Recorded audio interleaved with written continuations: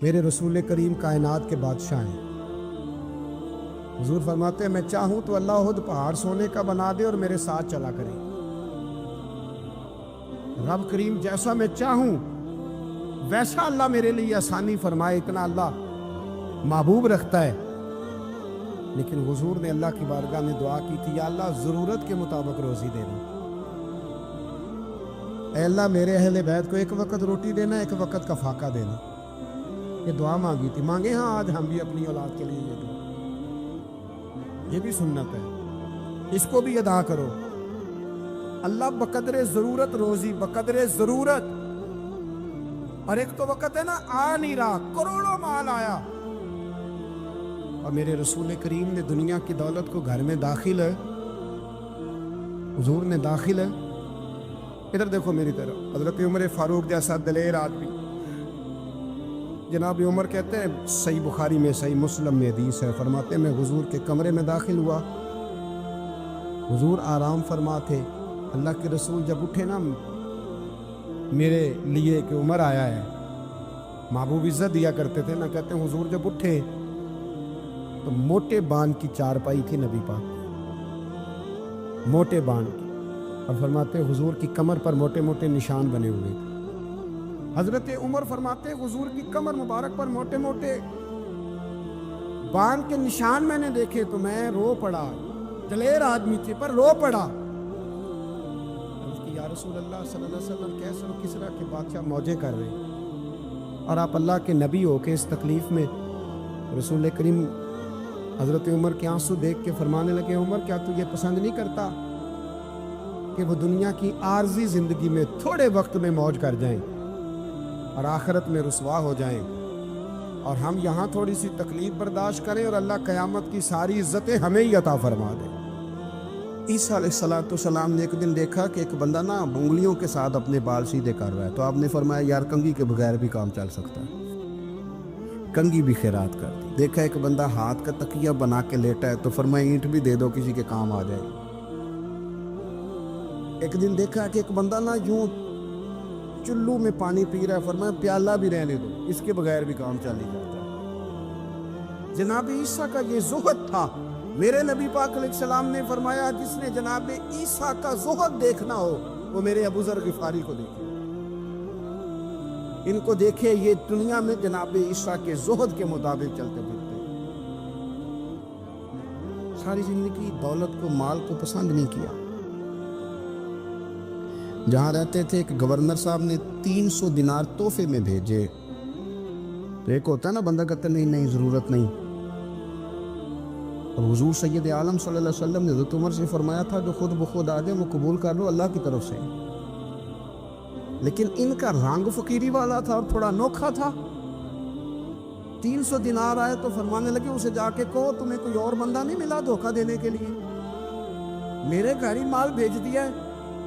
فرمانے لگے میرے پاس گدھا ہے سواری کرنے کے لیے، میرے پاس بکریاں ہیں دودھ پینے کے لیے، میرے پاس ایک چادر اضافی ہے سامان میں سے، میں تو ڈرتا ہوں کہ رب کہیں اس چادر کے بارے میں سوال نہ پوچھے، اور تم ہو کہ میرے پاس یہ لے کے آئے ہو۔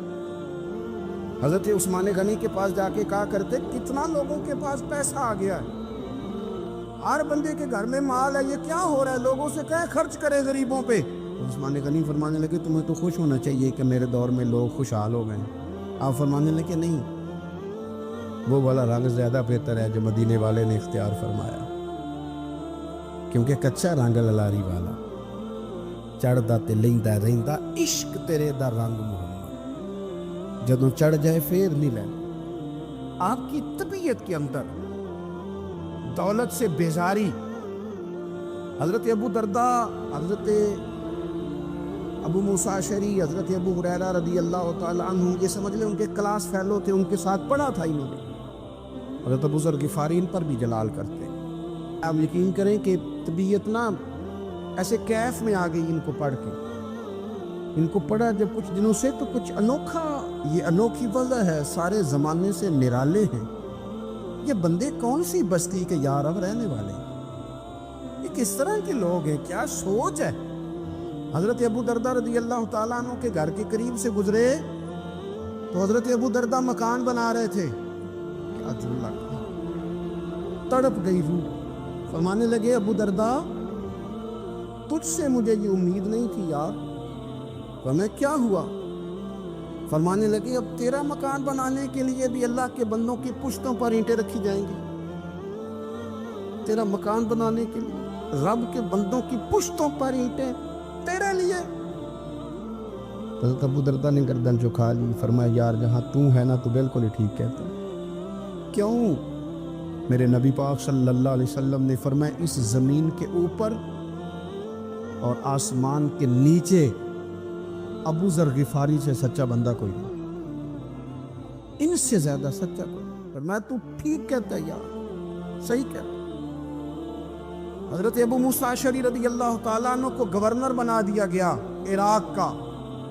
हज़रत अबू मूसा अशअरी सहाबा में एक बड़े जलील कद्र सहाबी हैं और उनकी अज़मतें, रिफ़तें, बुलंदियाँ क्या कहना, बड़ी गहरी दोस्ती थी। लेकिन जब वो गवर्नर बन गए ना तो आपने फरमाया बस भाई अब तूने ओहदा ले लिया, ये बंदे को ठीक नहीं रहने देती थी, अब तू ओहदे में चला गया।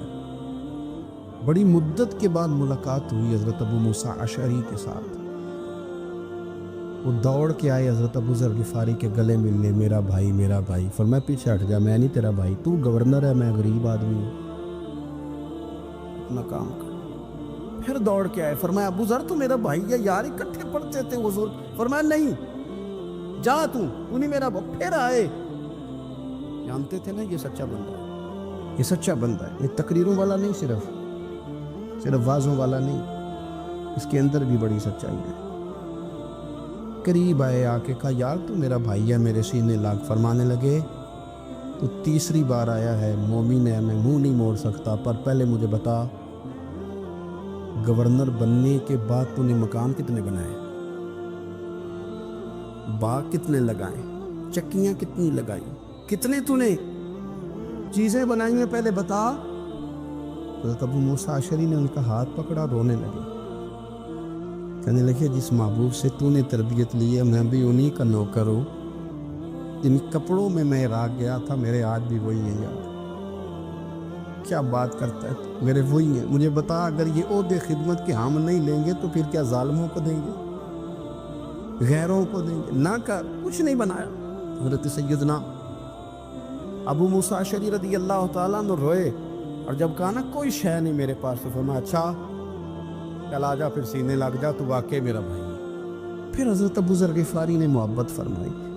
वो दरवेशी, वो फ़कीरी, वो सादगी, वो नौरानियत, वो दिल के साथ अंदर। हमारे तो बहुत सारे लोग हैं जो कहते हो कहाँ ले जाना है माल, क्या ज़रूरत है माल की, हर वक्त माल की मुखालफत करते हैं, लेकिन दिल उनका कहता है कि आए सही किसी तरीके से, पहुँचे सही।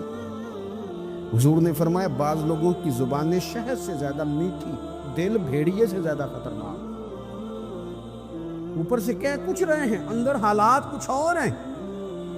लेकिन हज़रत अबू ज़र गिफारी रज़ी अल्लाह ताला अन्हु दूरी दौलत से, आप फरमाते क्यों हैं लोगों के पास माल, किस लिए इतना माल जमा किया है? क्या सारी गरीबी ख़त्म हो गई है, गुर्बत मिट गई है सारी? क्यों लोग माल बनाते हैं? एक और आपकी क्लास फेलो थे जो बसरे के गवर्नर बने, अब्दुल्ला बिन आमिर रज़ी अल्लाह ताला। एक साहब से मुलाकात हुई, जनाब नाफे ताई उनका नाम था। तो अबू ज़र गिफारी से वो बड़े शौक़ से मिलने आए, हुजूर के सहाबी समझ करके। फरमाया कहाँ के रहने वाले हो? कहा मैं तो बसरे का रहने वाला हूँ। फरमाया वहाँ मेरे एक क्लास फेलो हैं अब्दुल्ला बिन आमिर। कहा वो तो आजकल गवर्नर हैं। फरमाया मेरा एक पैगाम दे दोगे उसको जाके? कहा हुजूर दे दूँगा। फरमाया उससे जाके कहना तू गवर्नर बन के भी ज़िंदा ही है और मैं पानी का प्याला पीता हूँ, खजूर खाता हूँ और रब की इबादत करता हूँ, मैं भी तो ज़िंदा ही हूँ ना, तू भी ज़िंदा ही है, इससे आगे कुछ नहीं है। और मैं खजूर खाता हूँ, पानी का प्याला पीता हूँ, मैं भी तो ज़िंदा हूँ ना। अल्लाह अकबर। नाफे ताई कहते इस पैगाम की समझ नहीं आई, लेकिन मैं लेके गया।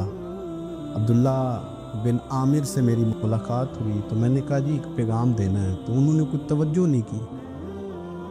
جب میں نے بتایا نا کہ حضرت ابو ذر غفاری کا پیغام ہے تو ان دونوں آنکھیں کھول دی، کہنے لگے جلدی بتاؤ انہوں نے کیا کہا ہے۔ فقر اور درویشی کے رستے پہ چلنے والوں کے امام سیدنا ابو ذر غفاری نے کیا کہا ہے؟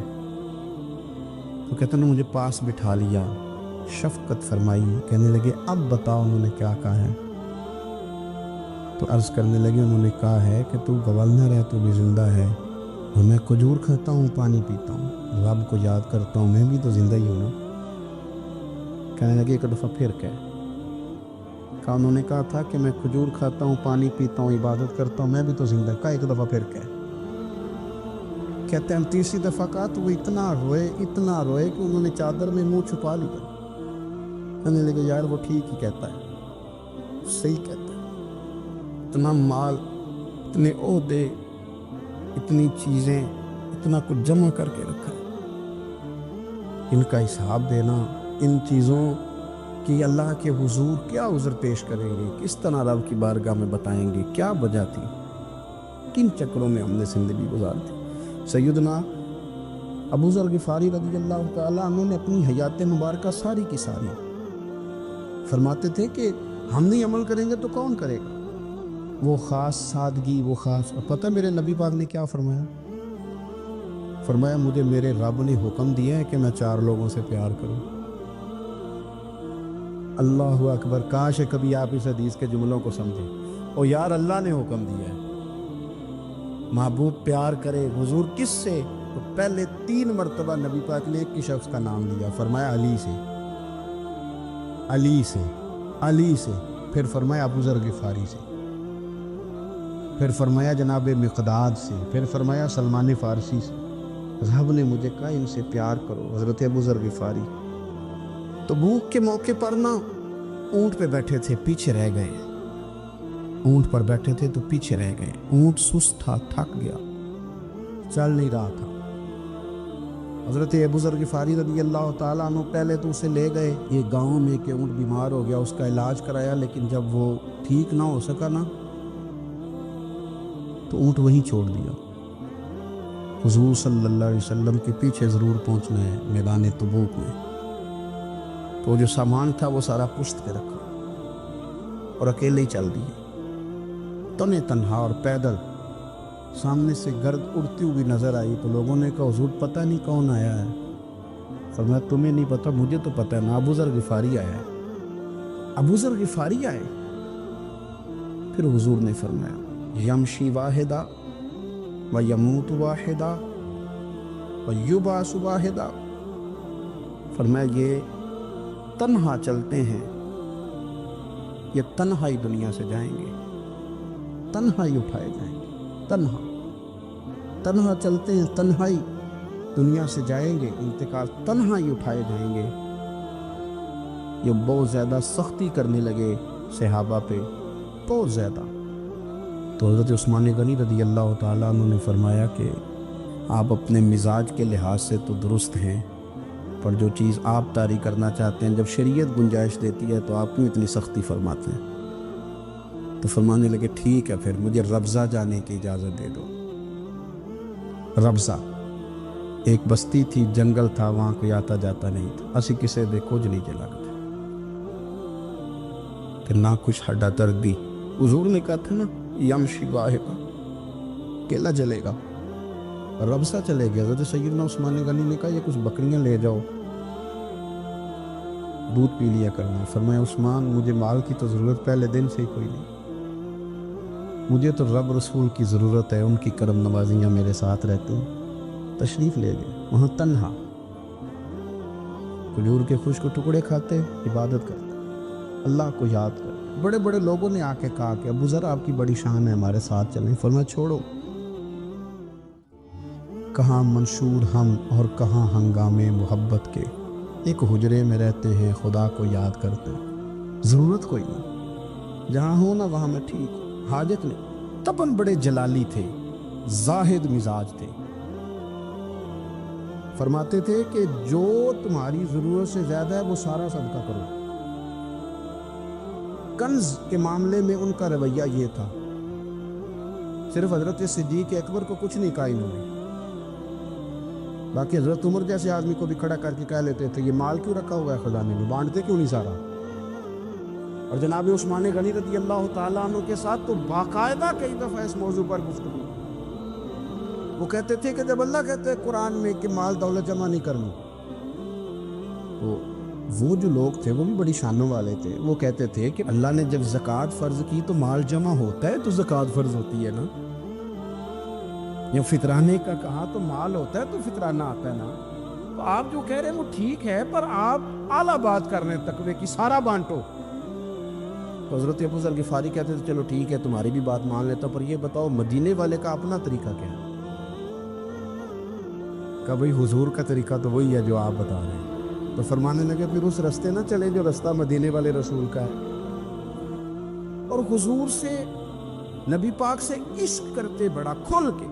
یہ صحابہ صفہ میں سے تھے، کلمے پڑھنے کے بعد جو طبیعت جلالی تھی تو حضور نے بھیج دیا، فرمایا واپس جاؤ اپنے قبیلے میں تبلیغ کرو۔ واپس گئے، بھائی کو مسلمان کیا، والدہ کو مسلمان کیا، قبیلہ سارا مسلمان کیا، وہیں رہے۔ ہجرت مدینہ کے بعد آئے تبوک کے موقع کے قریب، اور حضور نے صحابہ صفہ میں رکھ لیا، نوکری کرتے مدینے والے رسول، دلیر آدمی تھے، بڑا قبیلہ تھا، پر ڈیوٹی کرتے، ڈیوٹی خدمت کرتے۔ ایک بیٹا تھا زار اس کا نام تھا، اس کی ڈیوٹی لگائی تم نے میرے نبی پاک کے اونٹ چرانے، ڈاکو آئے تو صاحبزادہ اونٹوں کی اونٹنیوں کی حفاظت کرتے شہید ہو گیا۔ اور یہ انوکھا بندہ ہے جس نے شرط لگائی تھی کہ میں نے کالی سیاہ رنگ کی عورت سے شادی کرنی، انوکھا بندہ ہے۔ ایک بیٹی تھی، ایک بیٹا، بیٹا شہید ہو گیا، بیوی سے کہا تم نے نبی پاک کے گھر میں خدمت کرنی، حضور کے گھر والوں، اور میں نبی پاک کی نوکری کروں گا۔ حضور کی خدمت کرتے، ہر وقت خدمت میں رہتے، اور حضور جب آتے نا، صحابہ صفہ میں یہ شامل تھے جو لوگ دین سیکھتے، حضور جب آتے تو سب سے پہلے آ کے حضرت ابو ذر غفاری کا پوچھتے، بلائیں، اور جب بات کرتے حضور تو بار بار ان کو مخاطب کر کے بات کرتے۔ حضرت ابو ذر غفاری رضی اللہ تعالیٰ عنہ کا نبی پاک سے اتنا پیار کہ ہماری بھی مشکل حل کر دی۔ ابو داؤد شریف میں موجود ہے، ایک دن کہنے لگا یا رسول اللہ صلی اللہ علیہ وسلم، اگر کوئی بندہ کسی سے پیار بڑا ہی کرے پر اس جیسے عمل نہ کر سکے، کوشش کرے کرنا، لوگ ہمیں کہتے ہیں نا جی پیار بڑا، عمل بھی تو کرو نا، بھی کرنا چاہیے، پر انسان ہے نا، غلطی بھی تو ہو ہی جاتی ہے۔ اب ہم عمل نہیں کر سکتے تو تم ہمیں پیار بھی نہیں کرنے دو گے، مہربانی کرو پیار تو کرنے دو نا۔ حضرت ابو ذر غفاری نے کہا، ابو داؤد شریف میں موجود ہے، یا رسول اللہ صلی اللہ تعالیٰ علیہ وآلہ وسلم، حضور پیار بڑا کرے پر ان جیسے عمل نہ کرے تو حکم کیا ہے؟ تو حضور نے فرمایا پیار سچا کرے، اللہ قیامت کے دن جس سے محبت کرے گا نا اس کے ساتھ ہی دونوں کو اکٹھا فرما دے گا۔ حضرت ابو ذر نے فوراً کہا، حضور پھر مجھے آپ سے بھی بڑا پیار ہے، رب سے بھی بڑا پیار ہے۔ فرمایا فکر نہ کرنا، جنت میں اکٹھے ہی جائیں گے۔ اتنی محبت رسول پاک کی ذات کے ساتھ حضور کی نوکری کرنا، ایک دن خدمت کرتے کرتے سو گئے۔ حضور مسجد میں آئے پتہ کرنے کہ ابو ذر آرام کر رہا ہے، یہ بھی مزہ ہوتا ہے۔ خیال رکھنا اپنے درویشوں کا، کیا کھایا کیا پیا، کہاں سوئے۔ حضور رات کو آئے، یہ سوئے ہوئے، فرماتے ہیں حضور نے میرا انگوٹھا ہلایا، میں اٹھ کے بیٹھ گیا، حضور بھی میرے پاس بیٹھ گئے۔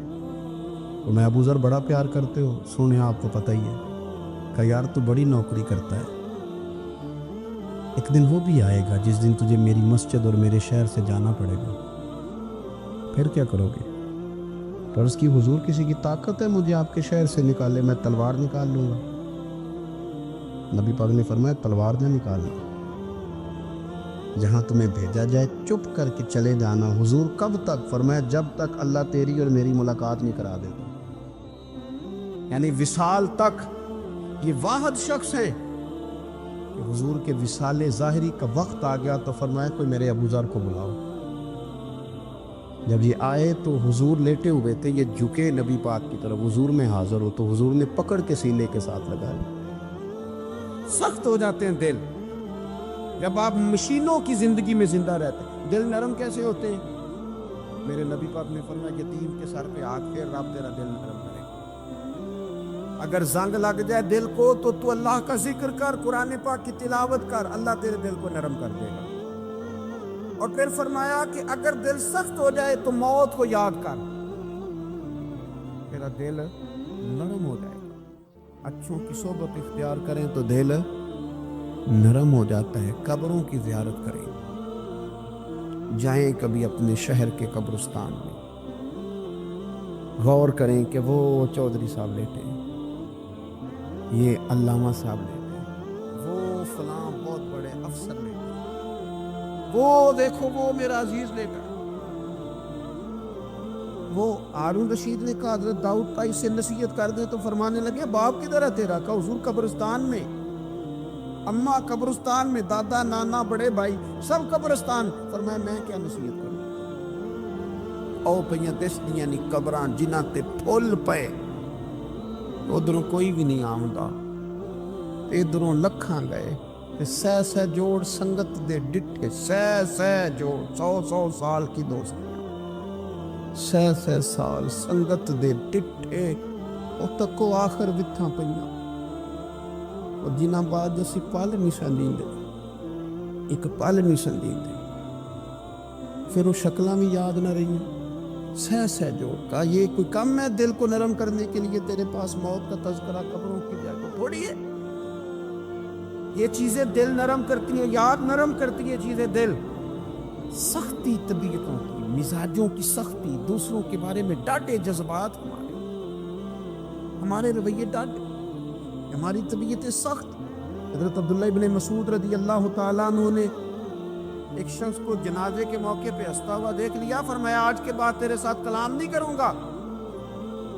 جس کا جنازہ دیکھ کے بھی دل نرم نہیں ہوا اور قبرستان دیکھ کے بھی دل نرم نہیں ہوا، وہ تو سخت دل بندہ، سخت دل بندے سے دوستی کبھی نہیں رکھوں گا۔ میں تو درد دل والوں سے پیار کروں، تیرے ساتھ میں کلام نہیں کرتا۔ تو کس طرح کا شخص ہے بھائی جسے یہاں کے بھی ہنسی آ رہی ہے، مذاق سوچ رہا؟ تو دل کی نرمی، میرے نبی پاک صلی اللہ علیہ وسلم نے نا دل پر، ہم نے نا کپڑوں پر بڑی محنت کی، ہم نے چہروں پر بڑی محنت کی، ہم نے اپنے ظاہر کو سنوارنے پر بڑے، ہم نے اپنے حق میں بڑے بڑے لفظ یاد کیے، بڑی کہانیاں یاد کی، پر دل کے لیے محنت، اس پر محنت ہی نہیں کی۔ اعلیٰ حضرت فاضل بریلوی کتنے بڑے عالم ہیں، 1000 کتاب کے مصنف، اور ان کے فتاویٰ موجود ہیں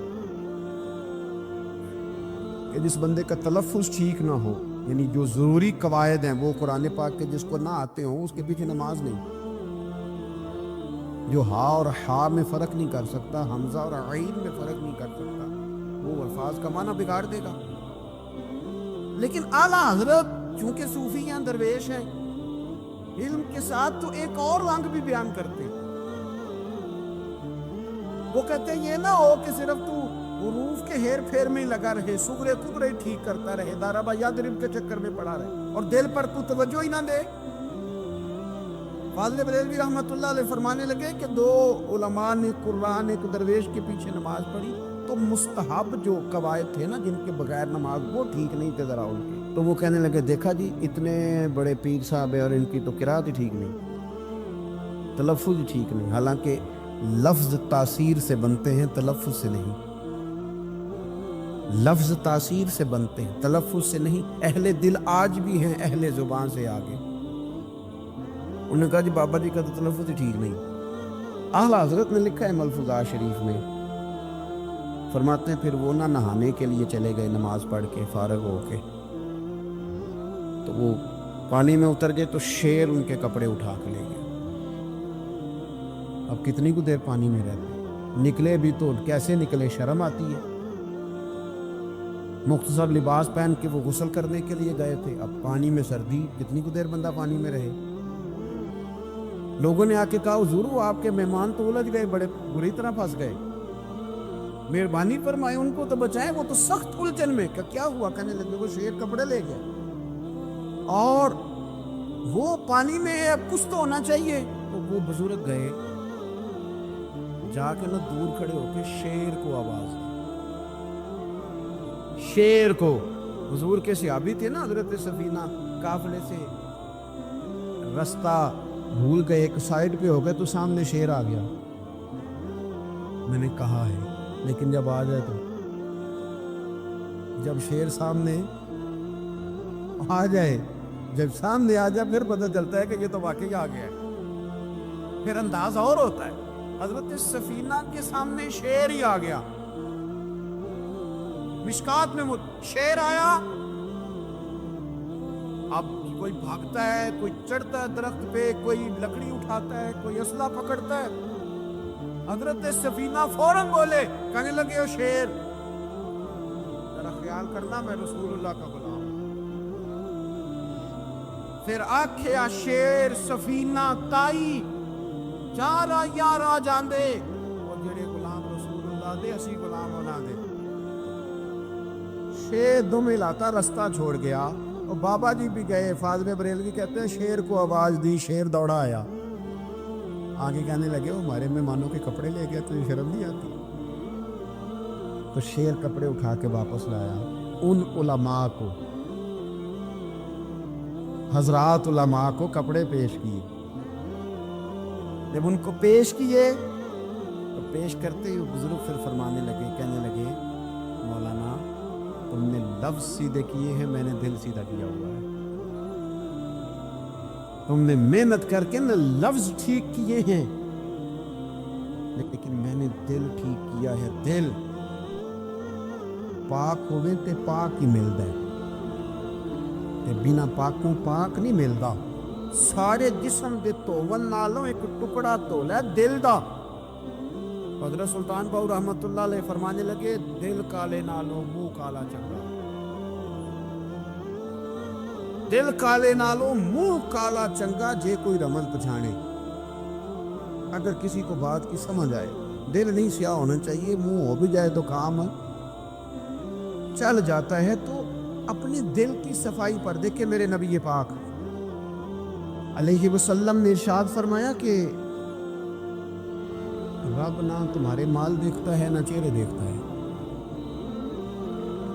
رب تو تمہارا دل دیکھتا ہے. اور امام غزالی حدیث لائے ہیں, حضرت عمر فاروق رضی اللہ تعالیٰ عنہ فرماتے ہیں کسی نے حضور صلی اللہ علیہ وسلم سے پوچھا کہ رب آسمانوں میں کہ زمینوں میں؟ جلوے تیری ذات کے کو بکو ہیں, جدھر دیکھتا ہوں ادھر تو ہی تو ہے. اللہ زمینوں میں کہ آسمانوں میں؟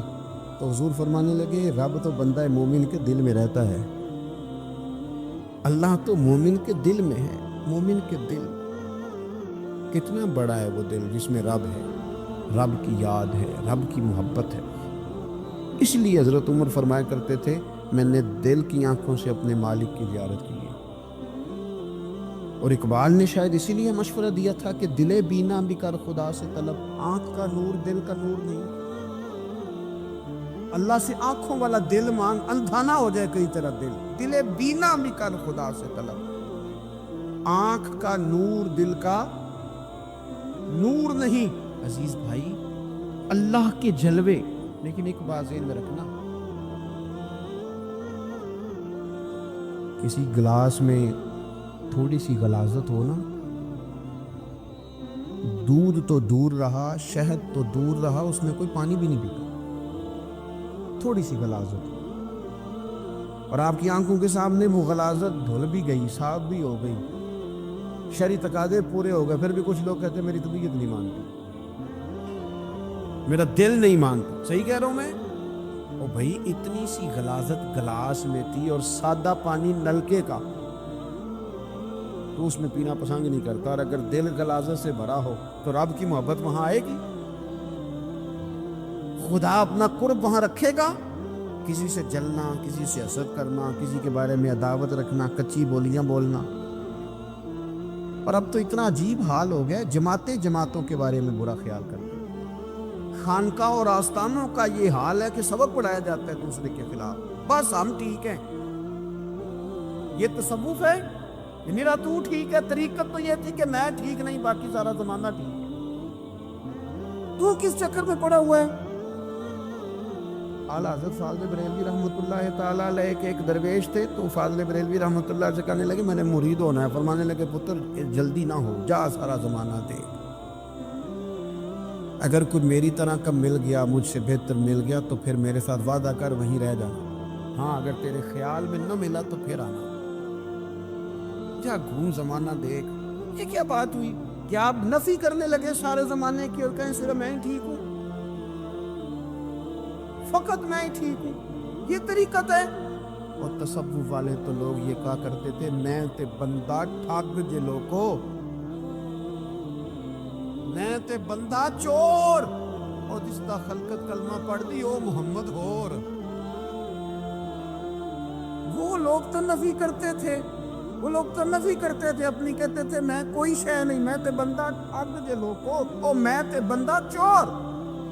میاں محمد بخش صاحب رحمۃ اللہ علیہ، ایک عالم نگار نے لکھا تھا کہ وہ کچھ لوگ نا سکھ ہندو یہاں رہتے تھے، تو ان کا نام محمد تھا چونکہ، تو بات کو شبہ پڑ گیا کہ شاید جن کا لوگ کلمہ پڑھتے ہیں نا مسلمان، معاذ اللہ یہ وہ والے، تو میاں صاحب اپنے بارے میں کیا کہ وہ میں تے بندہ ٹھگ دے لوگوں، میں تے بندہ چور، جس دا خلقت کلمہ پڑھ دی او محمد ہور، او میں تو ایک ٹھگ ہوں۔ حضرت میاں شیر محمد صاحب شرک پوری رحمۃ اللہ علیہ سرتاج ہیں اولیاء کے، پیر سید اسماعیل شاہ صاحب بخاری حضرت کرما والا شریف والے، وہ کہتے ہیں میں بیعت ہونے کے لیے جب شرک پور شریف آ رہا تھا تو رستے میں مجھے ایک بزرگ مل گئے، مجھے کہنے لگے کدھر جا رہے ہو، کون ہو؟ میں نے کہا میں سید ہوں اور میاں صاحب سے بیعت ہونے جا رہا ہوں، تو مجھے کہنے لگے وہ تو دنیا دار ہے، جیبوں میں ہاتھ ڈالتا ہے لوگوں کی، تو سید ہو کے رائن کے پیچھے کیا لینے جا رہا ہے؟ جڑا بلے نو سید آکھے دوزخ مل رسلائیں،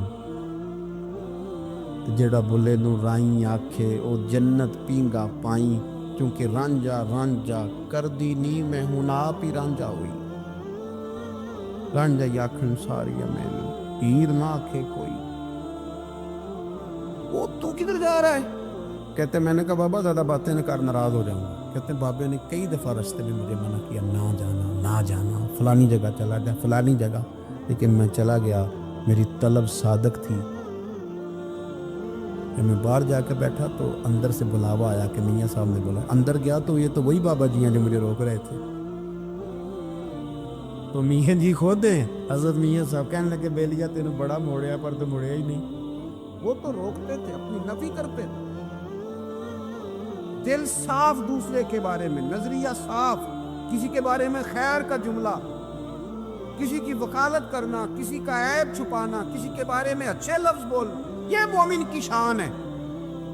مومن کا دل ایسے سونا، میرے نبی پاک صلی اللہ تعالی علیہ وسلم نے فرمایا کہ میرا زید بن حارثہ ہے، اس کا دل اللہ نے نور ایمان سے بھر دیا ہے، ایمان سے دل بھر دیا رب تعالیٰ نے۔ ایک دن صبح صبح حضور نے پوچھا، داتا صاحب نے اس کو لکھا ہے، نبی پاک نے پوچھا آج تم نے صبح کس طرح کی؟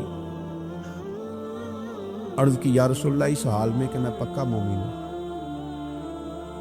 حضور نے فرمایا تو پکا مومن ہے، کس طرح؟ کہنے لگے یا رسول اللہ میں اس طرح کا مومن ہوں کہ سونا اور مٹی میرے لیے برابر ہے، پیسے آ جائیں تب بھی کوئی ٹینشن نہیں، نہ آئیں۔ حضرت زید بن حارثہ رضی اللہ تعالیٰ عنہ عرض کرنے لگے سونا اور مٹی برابر ہے، کوئی پرواہ نہیں۔ حضور نے فرمایا تیرے ایمان کی دلیل؟ عرض کرنے لگے یا رسول اللہ میرے ایمان کی شان اور دلیل یہ ہے کہ میں یہاں زمین پہ بیٹھ کے نظر اٹھاؤں تو میری نظر اللہ کے عرش تک جاتی ہے، میں بتا سکتا ہوں کہ جنتی جنت میں جا رہے ہیں اور راضی ہیں، جہنمی جہنم میں جا رہے ہیں اور چیخ رہے ہیں، میں بتا سکتا ہوں۔ حضور نے فرمایا پھر اس کی حفاظت کر، پھر اس جذبے کی حفاظت کر۔